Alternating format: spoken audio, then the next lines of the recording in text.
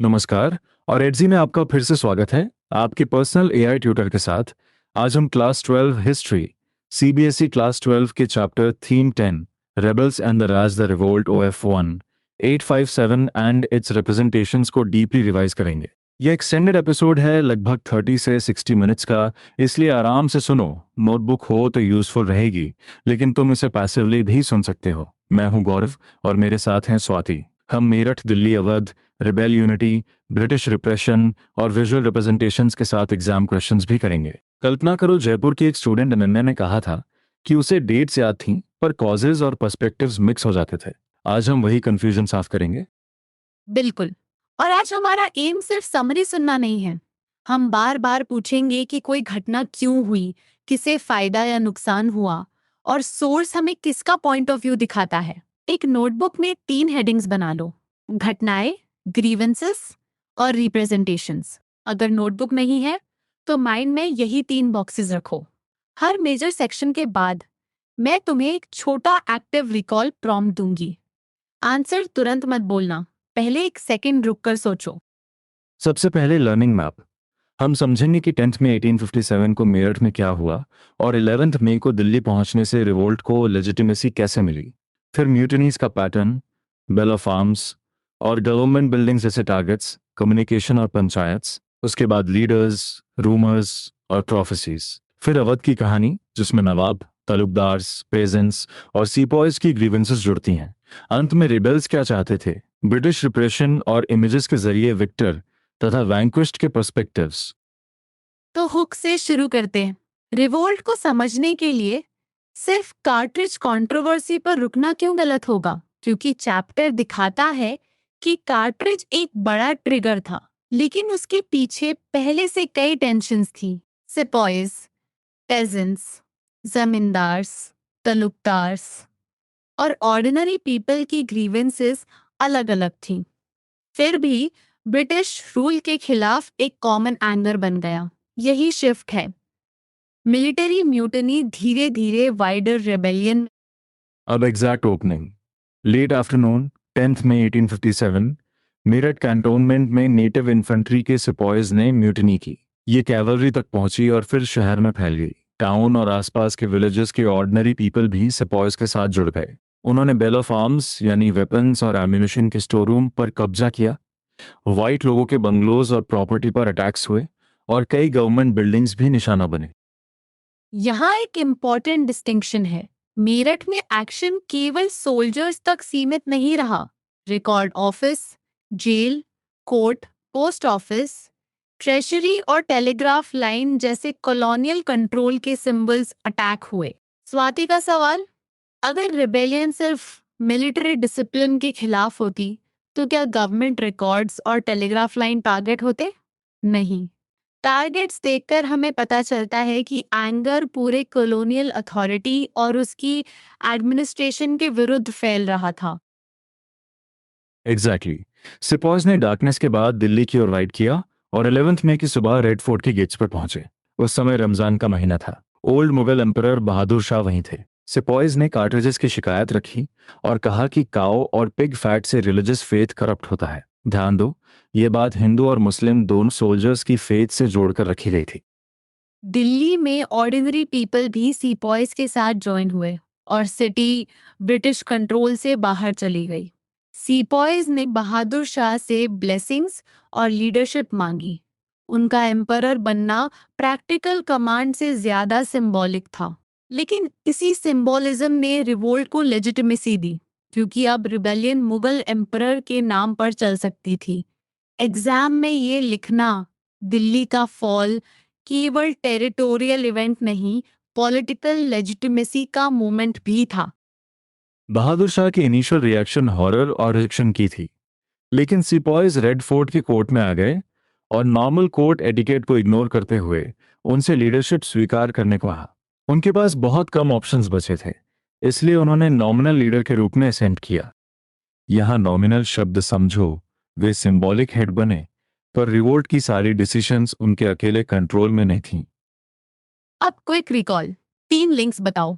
मेरठ से Delhi, cartridge grievance से religious fear, और बहादुर शाह से लेजिटिमेसी। अगर तुम्हारा आंसर यही 3 कनेक्शंस पकड़ता है तो ओपनिंग समझ आ गई। 12 और 13 मई को नॉर्थ इंडिया में कुछ समय क्वाइट रहा, लेकिन जैसे ही दिल्ली के रेबल्स और एम्परर की खबर फैली, गैंजेटिक वैली और दिल्ली के वेस्ट में कैंटोनमेंट आफ्टर कैंटोनमेंट म्यूटिनी करने लगा।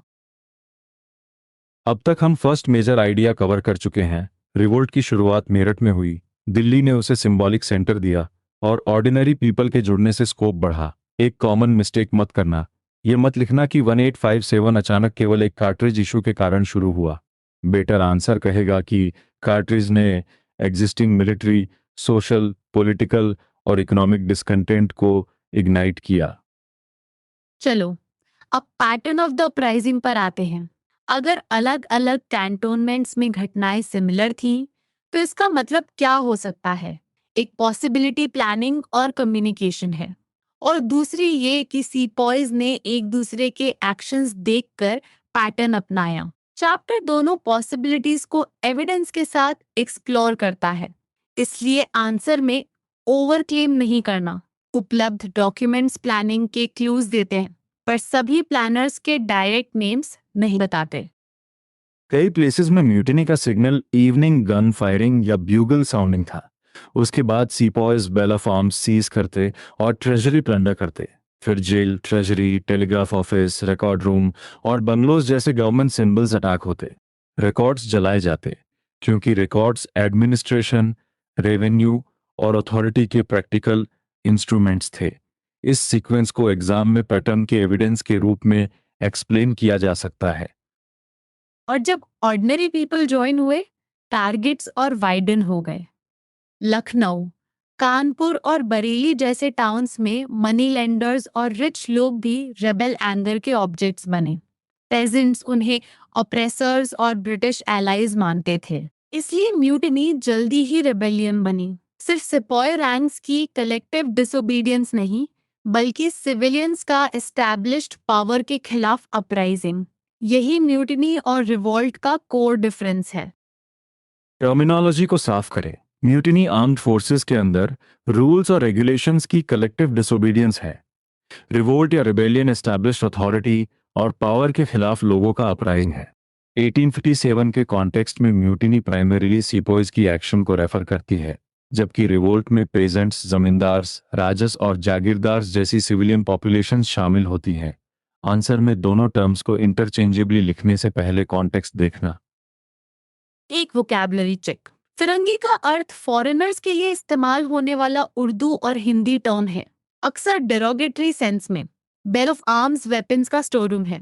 इन टर्म्स को बस ट्रांसलेशन की तरह याद मत करो, इनके हिस्टोरिकल कॉन्टेक्स्ट को जोड़ो। फिरंगी राज कॉलोनियल रूल का लेबल था, और बेल ऑफ आर्म्स पर कब्जा करना रेबेलियन के लिए वेपन्स हासिल करने का प्रैक्टिकल फर्स्ट स्टेप था। सिटीज में नॉर्मल लाइफ भी डिस्टर्ब हुई। दिल्ली उर्दू अखबार की रिपोर्ट में वेजिटेबल्स और साग की कमी, स्टेल पोटैटोज और आरवी और वाटर कैरियर्स के काम बंद करने की बात आती है। लोग पेल्स में पानी ढो रहे थे। रिपोर्ट डीके, डिजीज और एपिडेमिक की आशंका दिखाती है। इससे समझ आता है कि रिवोल्ट केवल बैटलफील्ड इवेंट नहीं था। अर्बन रूटीन, फूड सप्लाई और रोजमर्रा के काम भी कोलैप्स हुए। लेकिन सोर्स पढ़ते समय एक सावधानी।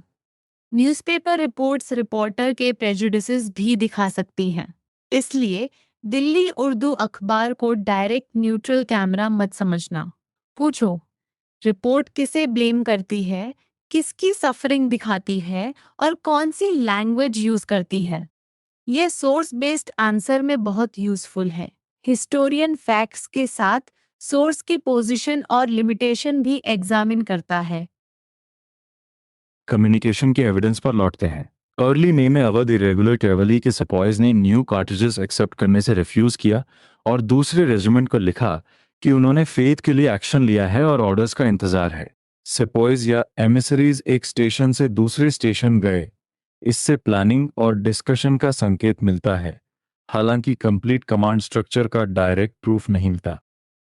सिस्टन और बिग्न्योर के मुस्लिम तहसीलदार की कन्वर्सेशन भी इंटरेस्टिंग क्लू है। सिस्टन अवध से था, इसलिए तहसीलदार ने उससे न्यूज़ पूछी और कहा कि इस बार सक्सेस होगी, डायरेक्शन एबल हैंड्स में है। बाद में तहसीलदार, प्रिंसिपल, रिबेल, लीडर पहचाना गया। इससे पता चलता है कि इंफॉर्मेशन कैजुअल कॉन्वर्सेशंस, विजिट्स और पर्सनल नेटवर्क्स के जरिए भी सर्कुलेट हो रही थी।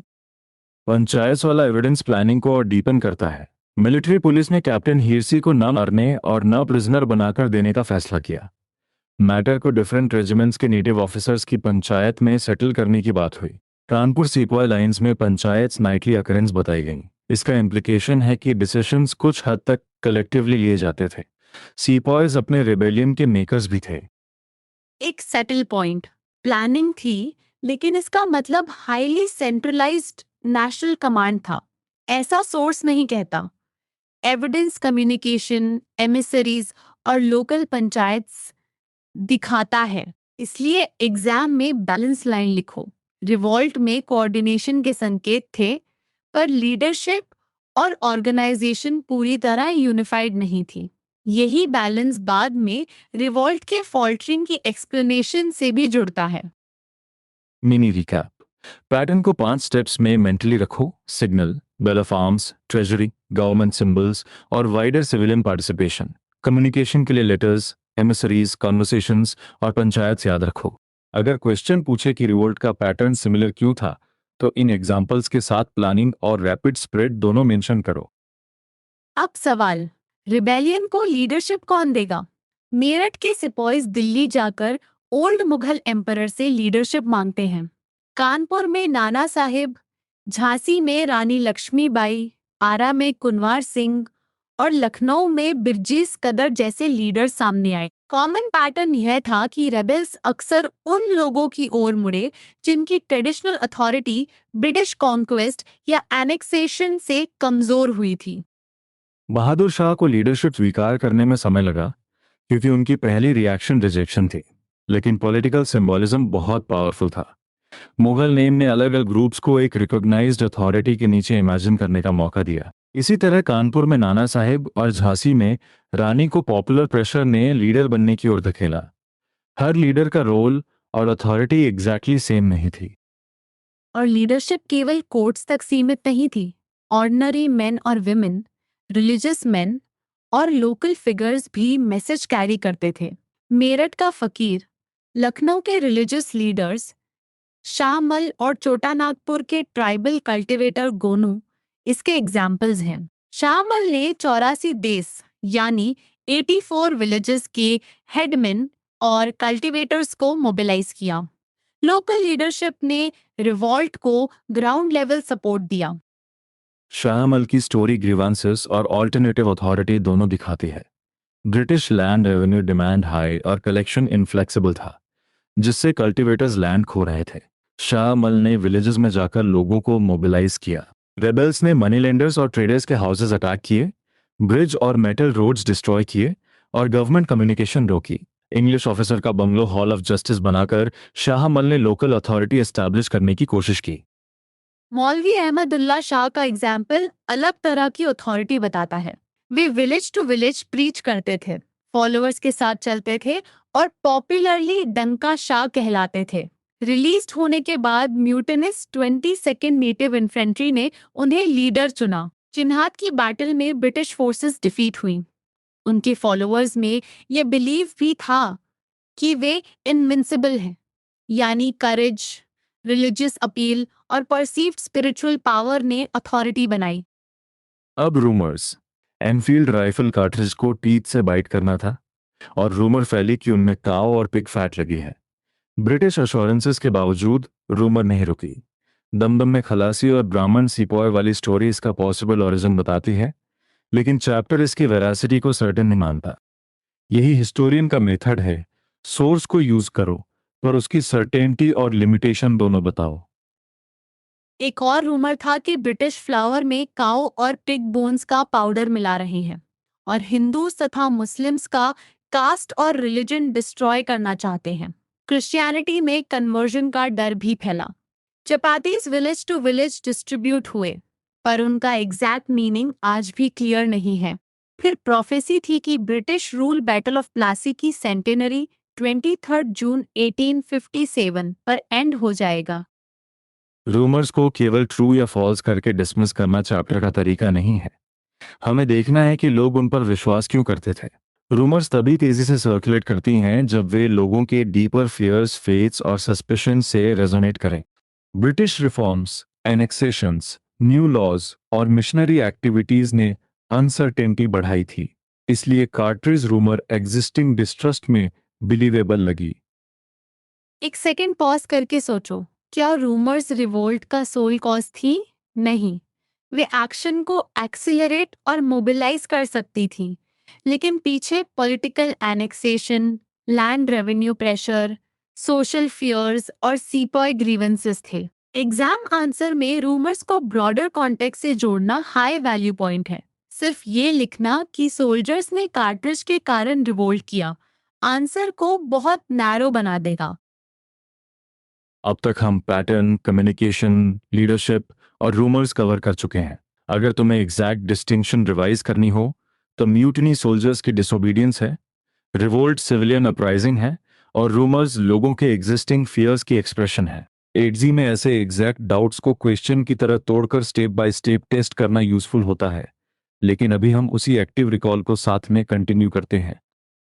अब हम entering the Awadh section. Awadh क्यों इतना इम्पोर्टेंट है? क्योंकि यहाँ पॉलिटिकल डिस्पोजेशन, कोर्ट कल्चर का लॉस, तलुकदार्स की एस्टेट्स, पेजेंट्स का रेवेन्यू बर्डन और सीपॉयज की रूरल कनेक्शंस एक दूसरे से जुड़ते हैं। इसलिए अवध में रिवोल्ट केवल आर्मी इवेंट नहीं बना, यह प्रिंस, तलुकदार, पेजेंट और सीपॉय की लिंक रेजिस्टेंस बन गया।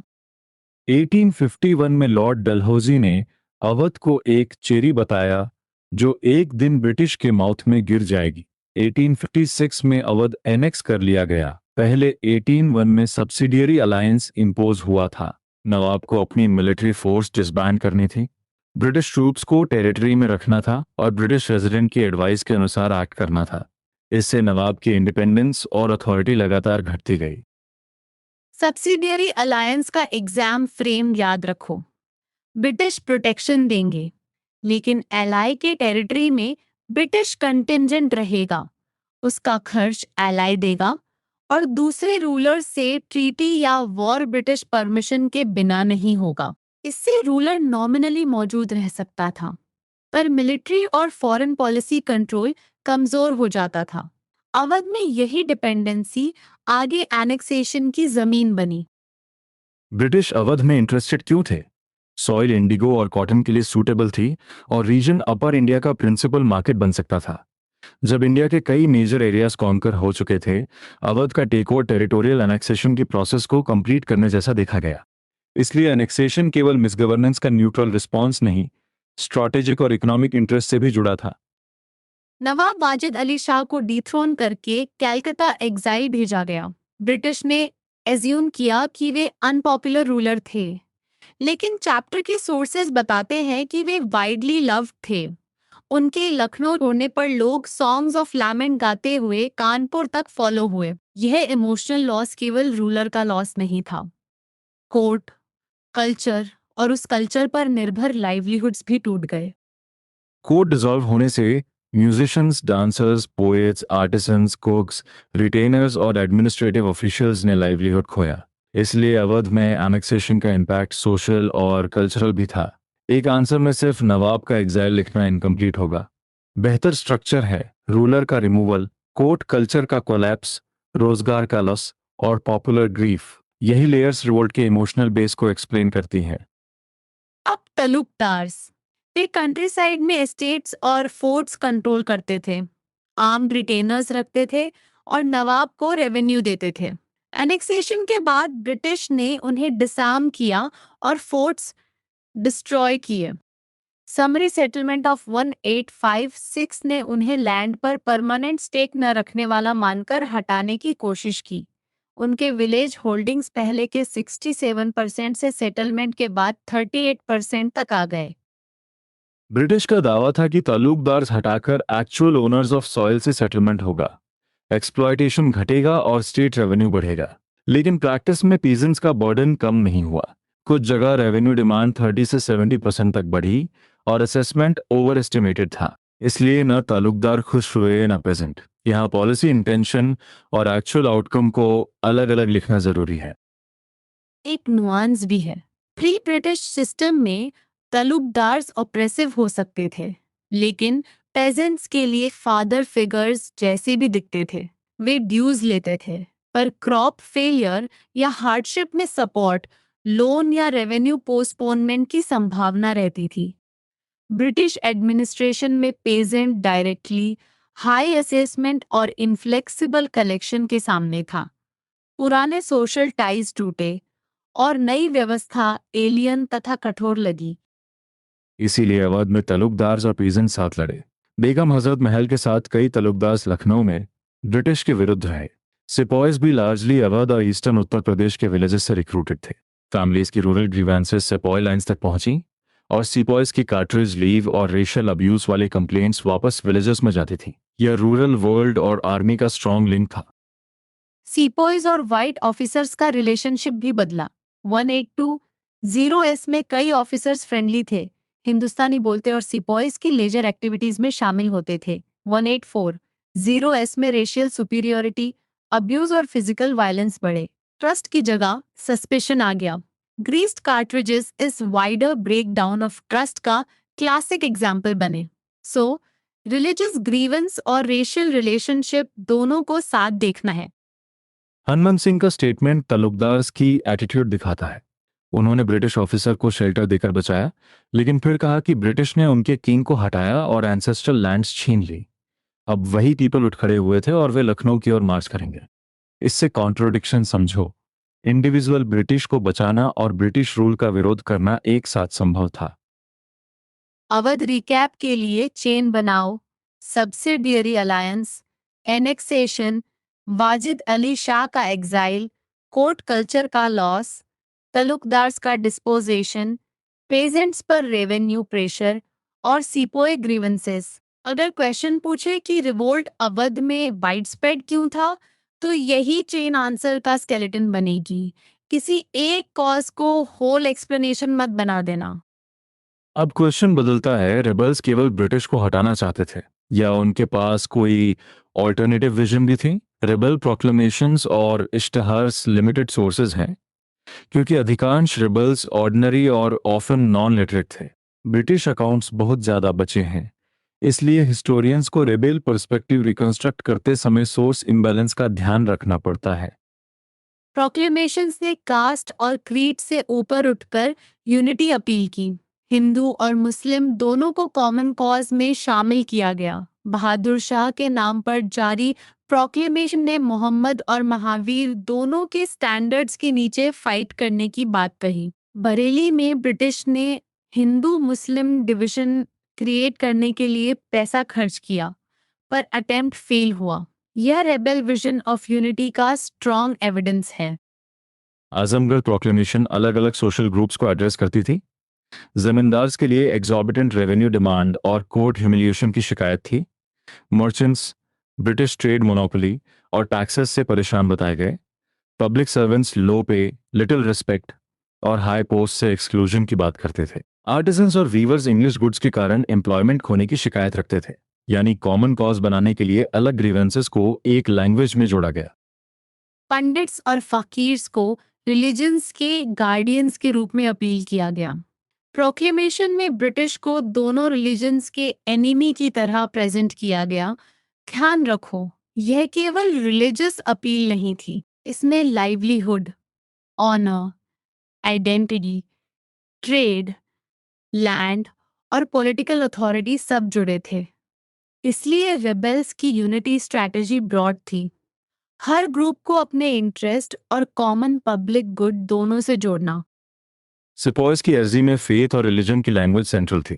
वे कहते हैं कि ब्रिटिश सर्विस में उनके फोरफादर्स ने मदद की, लेकिन न्यू कार्ट्रिजेस और फ्लावर में बोन्स की बात ने फेथ को थ्रेटन किया। उनके अनुसार सोल्जर्स ने अपने रिलीजन को प्रिजर्व करने के लिए वॉर किया। तालुकदार की ग्रीवेंस लैंड और किंग से जुड़ी थी। कंपेयर करते समय सिमिलरिटी कॉमन ऑपोजिशन है, डिफरेंस इमीडिएट कंसर्न का है। रेबल्स ने ब्रिटिश रूल से जुड़े सिंबल्स को रिजेक्ट किया। Annexations, broken treaties, revenue settlements, foreign commerce और कॉलोनियल एडमिनिस्ट्रेशन। विलेजेस में अकाउंट बुक्स चलाई गईं और मनी लेंडर्स के हाउसेस अटैक हुए। इसका अर्थ केवल एंटी ब्रिटिश एंगर नहीं, बल्कि लोकल ऑप्रेसर्स और ट्रेडिशनल हायरार्कीज के विरुद्ध भी रिबेलियन था। फिर भी प्रोक्लेमेशंस प्रैक्टिकल यूनिटी के लिए सभी ग्रुप्स को साथ रखती थी। कुछ प्लेसेस में ब्रिटिश रूल कोलैप्स होने के बाद रेबल्स ने ऑल्टरनेटिव एडमिनिस्ट्रेशन बनाने की कोशिश की। दिल्ली, लखनऊ और कानपुर में appointments, revenue collection, troop payment, orders against loot और मिलिट्री चेन्स ऑफ कमांड की अरेंजमेंट्स हुई। ये स्ट्रक्चर्स मोस्टली वॉर डिमांड्स के लिए थे और शॉर्ट लिव्ड रहे, लेकिन वे दिखाते हैं कि रेबल लीडरशिप केवल डिस्ट्रक्शन नहीं चाहती थी, वह अथॉरिटी और एडमिनिस्ट्रेशन रिस्टोर करना चाहती थी। लेकिन अलग सोशल ग्रुप्स की विजन्स पूरी तरह आइडेंटिकल नहीं थीं।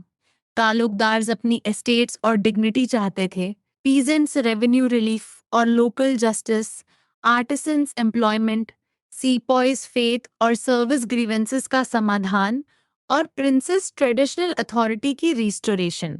कॉमन एनिमी ने उन्हें यूनाइट किया, पर फ्यूचर सोसाइटी के बारे में सभी की प्रायोरिटीज अलग हो सकती थी। यह एनालिटिकल पॉइंट लॉन्ग आंसर को मैच्योर बनाता है। Mini recap. रेबल्स की विजन में Hindu Muslim unity, British rule का रिजेक्शन, लाइवलीहुड और ऑनर की रक्षा और प्री ब्रिटिश अथॉरिटी की रिस्टोरेशन शामिल थी। साथ ही प्रोक्लेमेशन सोर्सेज लिमिटेड हैं, इसलिए हिस्टोरियंस को British records, rebel notifications, petitions और अदर एविडेंस को क्रिटिकली पढ़ना पड़ता है। यही सोर्स एनालिसिस चैप्टर के टाइटल में रिप्रेजेंटेशंस वाले हिस्से की ओर हमें ले जाता है। अब ब्रिटिश रिस्पॉन्स। मई और जून 1857 में एक्ट्स पास करके पूरे नॉर्थ इंडिया को मार्शल लॉ के नीचे रखा गया।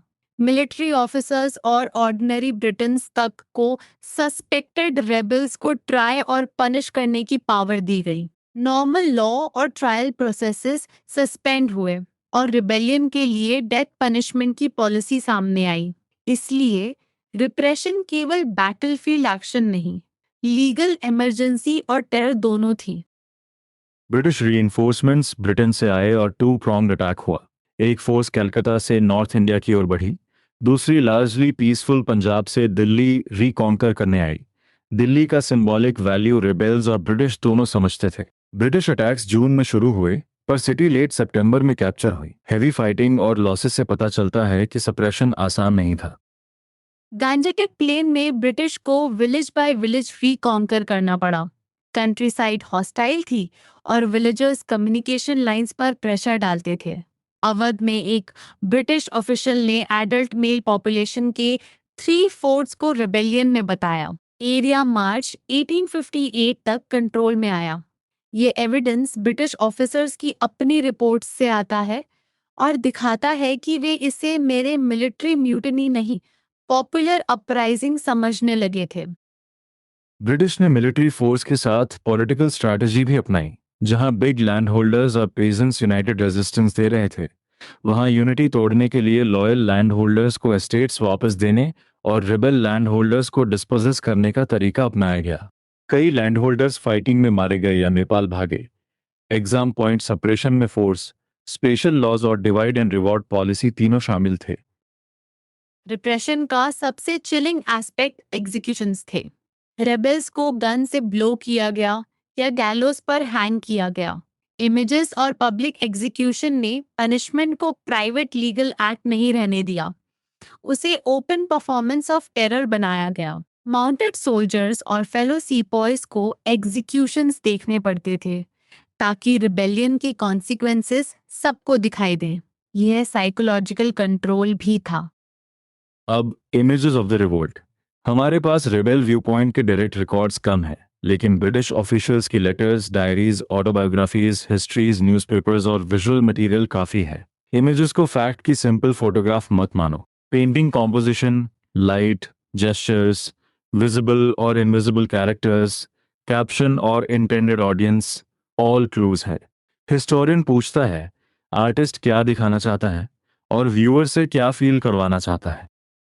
Relief of Lucknow British representation का एग्जाम्पल है। पेंटिंग के सेंटर में कैंपेल, आउटरैम और हैवलॉक जैसे ब्रिटिश हीरोज हैं। लाइट उनके आसपास है, डैमेज्ड रेजिडेंसी बैकग्राउंड में है और डेड तथा इंजर्ड फोरग्राउंड में सफरिंग दिखाते हैं। हॉर्सेस और सेंट्रल पोजीशनिंग ब्रिटिश पावर की रिस्टोरेशन एम्फसाइज करते हैं। ब्रिटिश ऑडियंस के लिए मैसेज था ट्रबल एंड हो चुका है और विक्टर्स ने कंट्रोल वापस पा लिया है। इन मेमोरियम में इंग्लिश वुमेन और चिल्ड्रन को हेल्पलेस सर्कल में दिखाया गया, जबकि रेबल्स विजिबल नहीं है। फिर भी सजेस्टेड वायलेंस स्पेक्टेटर की इमेजिनेशन और एंगर को एक्टिवेट करती है। बैकग्राउंड में ब्रिटिश रेस्क्यू फोर्सेस सेवियर्स की तरह आती हैं, इसलिए एब्सेंस भी मीनिंगफुल है। रेबेल्स को इनविजिबल लेकिन ब्रूटल थ्रेट बनाया गया। विजुअल रिप्रेजेंटेशन सीधे पब्लिक इमोशन और रिवेंज की डिमांड शेप कर सकती थी। मिस व्हीलर वाली इमेज में एक वुमेन सेंटर में फॉर्मली खड़ी है और अटैकिंग रेबल्स का सामना करती है। रेबल्स को बर्ली मेल्स के रूप में डिमोनाइज किया गया और बाइबल को रिलीजियस मीन दिया गया। यानी वुमेन का स्ट्रगल केवल पर्सनल ऑनर नहीं, क्रिश्चियनिटी के ऑनर की लड़ाई की तरह रिप्रेजेंट हुआ। इमेज को एनालाइज करते समय जेंडर, रिलीजन, हेरोइज्म और डिमोनाइजेशन 4 लेंसेस यूजफुल हैं। ब्रिटिश प्रेस में वेंजेंस और रेट्रिब्यूशन वाली इमेजेस ने ब्रूटल रिप्रेशन को नेसेसरी और जस्ट बनाया। जस्टिस की एलिगोरिकल फीमेल फिगर स्वॉर्ड और शील्ड के साथ सीपॉयज को ट्रैम्पल करती है और इंडियन वुमेन तथा चिल्ड्रन फियर में दिखते हैं। एग्जीक्यूशन इमेजेस में ओपन स्पेस, यूनिफॉर्म्स, गन्स और वॉचिंग सोल्जर्स मिलकर टेरर का स्टेज बनाते हैं। ये पनिशमेंट को स्पेक्टिकल बनकर इंपीरियल इन्विंसिबिलिटी प्रोजेक्ट करता था। लेकिन नेशनलिस्ट इमेजरी ने 1857 को अलग मीनिंग दिया। 20th सेंचुरी नेशनल मूवमेंट ने इसे फर्स्ट वॉर ऑफ इंडिपेंडेंस के रूप में सेलिब्रेट किया।